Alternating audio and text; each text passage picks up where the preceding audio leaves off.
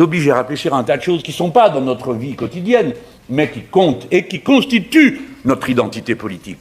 L'internationalisme du mouvement insoumis est quelque chose qui est partie absolue de sa culture. Et il n'y a pas que des nouvelles tristes. Ce que je veux vous dire, c'est qu'en 2027, à l'élection présidentielle, ces questions, pas seulement celles de ces pays, les questions de fond seront sur la table.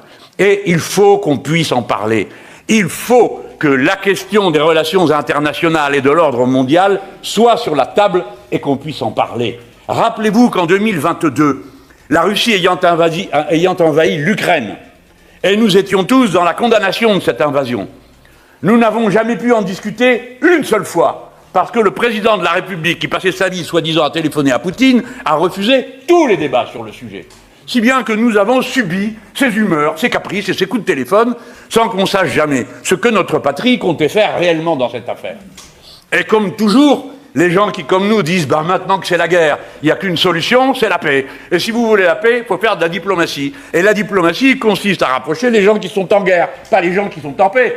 Et par conséquent, c'est entre ennemis qu'il faut qu'ils discutent et qu'ils se donnent des garanties mutuelles. » Alors, on a entendu une fois parler de garanties mutuelles et plus jamais de rien. Comme si c'était une affaire qui concernait les Ukrainiens et les Russes et que nous, le reste de l'Europe, la seule chose qu'on aurait à faire, c'est de s'armer jusqu'aux dents pour être prêt à tout moment à résister à l'invasion des Russes qui viendraient nous voler la Tour Eiffel ou je ne sais quoi, et autres fadaises qui sont des prétextes à lancer l'économie d'armement et à faire passer des milliards là-dedans plutôt que dans les tâches qui correspondent aux besoins des populations, les nôtres d'abord. Mais surtout, qui ne posait aucune condition de garantie mutuelle. Et là, regardez, si vous avez la patience, parce que c'est lassant, mais les débats qui ont lieu à propos du retour des menaces nucléaires, puisque M. Trump et M. Poutine, tous les deux, chacun de leur côté, ont dit puisque toi t'en parles, moi aussi j'en parle, l'autre puisque t'en parles, moi aussi, et puisque... Voici que Poutine arrive avec d'énormes trucs et dit, vous allez voir, avec ça je traverse la Terre comme je veux et comme je veux. Et l'autre répond en face, nous on peut faire 10 fois pire. Messieurs, calmez-vous. Parce qu'il y a nous aussi. Hein. Alors, voilà. Eh bien, rappelez-vous une chose, camarades.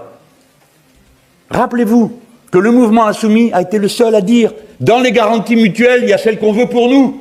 Et les garanties qu'on veut pour nous, c'est que la Russie cesse de produire des missiles qui tirent entre 500 et 5000 kilomètres.